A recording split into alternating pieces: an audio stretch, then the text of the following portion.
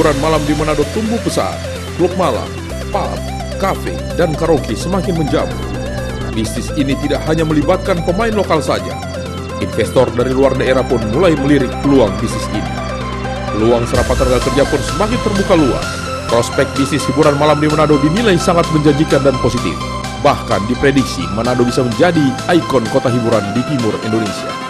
Ini tak lain karena pertumbuhan kota Manado menjadi kota bisnis modern. Berdasarkan hasil amatan tim Expos Manado dalam 3 tahun terakhir, banyak bermunculan tempat-tempat hangout baru di Manado. Sebagian besar berpusat di kawasan bisnis di bibir pantai Manado. Tapi belakangan juga mulai merambah hampir di seluruh bagian kota. Tempat-tempat hangout ini pun berani beradu konsep untuk menarik minat pengunjung. Melihat perkembangannya, bisnis hiburan malam di Manado semakin kompetitif. Konsep dan strategi pemasaran dirancang untuk menarik minat pengunjung. Apalagi menjelang akhir pekan, pengelola tempat hiburan berlomba-lomba menyajikan event yang menarik di tempat.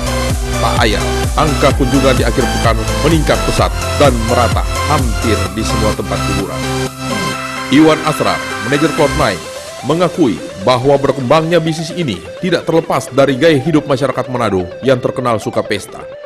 Hiburan malam di Manado sebenarnya cukup bagus, ya. Cuma kenapa sampai saya katakan demikian? Karena lifestyle orang Manado itu memang tanda kutip saya bilang senang pesta, ya. Senada dengan Iwan, Arthur Supit, Ketua Asosiasi Hiburan dan Rekreasi Manado, juga ikut mengakui bahwa industri hiburan malam di Manado sangat menjanjikan dan menunjukkan tren yang positif. Prospek untuk usaha hiburan di Kota Manado sangat sekali menjanjikan dan ini usaha yang positif. Karena usaha ini menurut Undang-Undang Nomor 10 Tahun 2009 Pasal 14, dia masuk di dalam 13 kriteria usaha pariwisata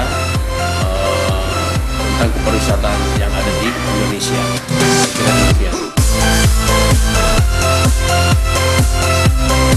Di tengah bergeliatnya industri hiburan malam ini, ada beberapa kendala yang dihadapi para pelaku usaha dalam menjalankan bisnisnya. Di antaranya, stigma masyarakat yang mengait-eratkan bisnis ini dengan prostitusi, pajak hiburan yang tinggi, dan belum maksimalnya sinergitas antara pemerintah dan pelaku usaha. Sampai juga pada SDM yang kurang pengalaman soal pelayanan. Inilah yang kemudian menjadi tantangan para pelaku usaha ini. Dari masa ke masa, bisnis hiburan malam memang identik dengan wanita di mana saja.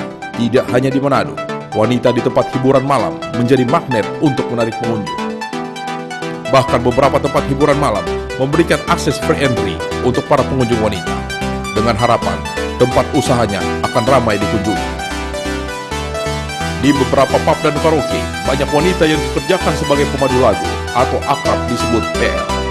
Wanita-wanita yang bekerja untuk mendampingi para tamu selama berada di tempat hiburan malam tersebut. Keberadaan wanita di tempat hiburan ini kemudian menjadi stigma negatif di mata masyarakat. Sebagian menganggap bahwa keberadaan wanita-wanita tersebut mengarah kepada prostitusi terselubung. Padahal menurut Arthur Supit, pengelola tempat hiburan tidak melakukan usaha tersebut. Usaha hiburan itu bukan berbicara tentang seksual atau prostitusi.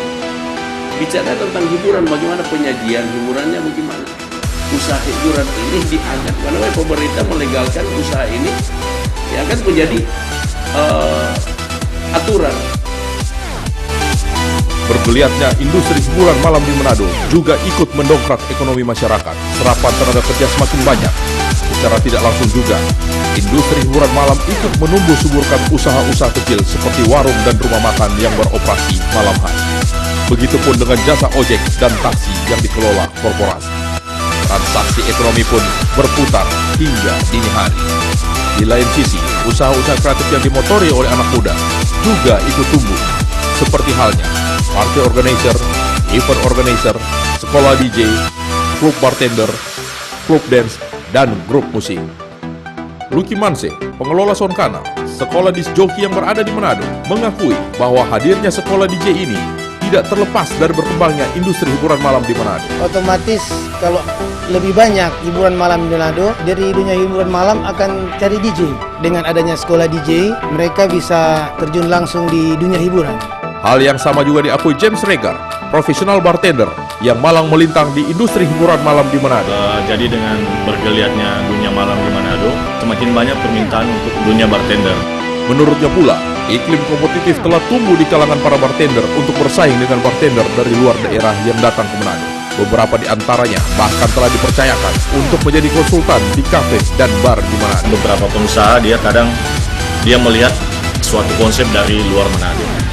Dan dia memilih orang yang mungkin yang lebih tepat, orang yang mungkin berada dari daerah yang dia ambil konsep yang ingin dia bikin satu waktu di Manado. Tapi untuk kualitas atau mungkin skill dari bartender Manado sebenarnya sudah tidak meragukan lagi. Cuma mungkin itu keadaan waktu itu dia memilih untuk mendatangkan untuk yang bisa untuk setting dari luar.